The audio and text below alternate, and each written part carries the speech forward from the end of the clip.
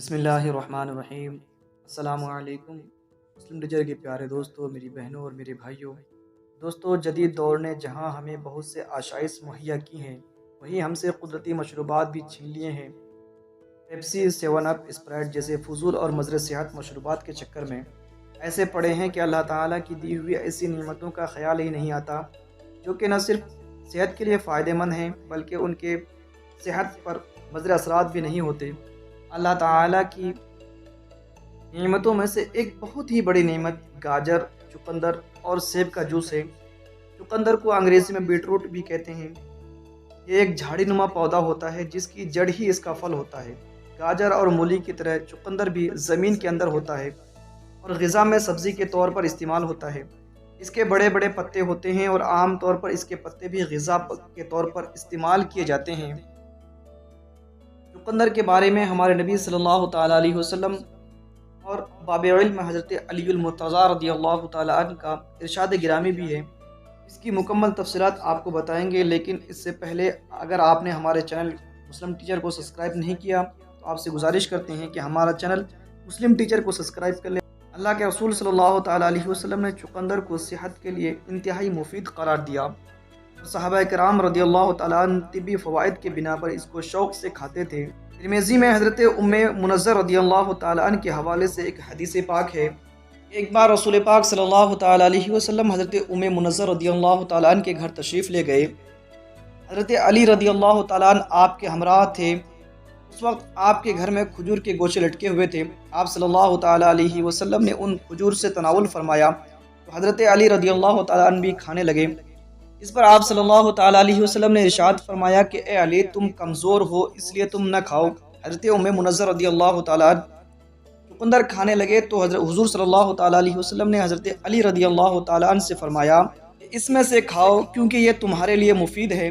محدثین بتاتے ہیں کہ اللہ تعالیٰ عنہ کی آنکھیں دکھ رہی تھی اور دکھتی آنکھوں پر کھجور کھانا مضف ہے، اس لیے آپ صلی اللہ تعالیٰ علیہ وسلم نے حضرت علی رضی اللہ تعالیٰ عنہ کو منع فرمایا۔ جب آپ صلی اللہ تعالیٰ علیہ وسلم کے سامنے چقندر کو پیش کیا گیا تو آپ صلی اللہ تعالیٰ علیہ وسلم نے حضرت علی رضی اللہ تعالیٰ عنہ سے فرمایا کہ یہ کھاؤ کیونکہ یہ تمہارے لیے مفید ہے اور یہ تمہاری ناطاقتی کو دور کرے گا۔ اس حدیث کی روشنی میں دو باتیں معلوم ہوتی ہیں۔ پہلی یہ کہ پرہیز کرنا سنت ہے اور دوسری یہ معلوم ہوا کہ چقندر کھانے سے کمزوری دور ہوتی ہے۔ بخاری شریف میں بھی چقندر کا ذکر ملتا ہے۔ قتیبہ بن سعد، یاقوت، ابو حجاز، سہیل بن سعد رضی اللہ تعالیٰ عنہ سے روایت ہے کہ ہم لوگوں کو جمعہ کے دن آنے کی بہت خوشی ہوتی تھی، اس لیے کہ ایک بڑھیا تھی جو چقندر کی جڑیں جنہیں ہم اپنی کیاریوں میں لگاتے تھے اس کو اکھیڑ کر اپنی ڈیگ میں ڈالتی اور اس میں جو کے کچھ دانے بھی ڈال دیتی۔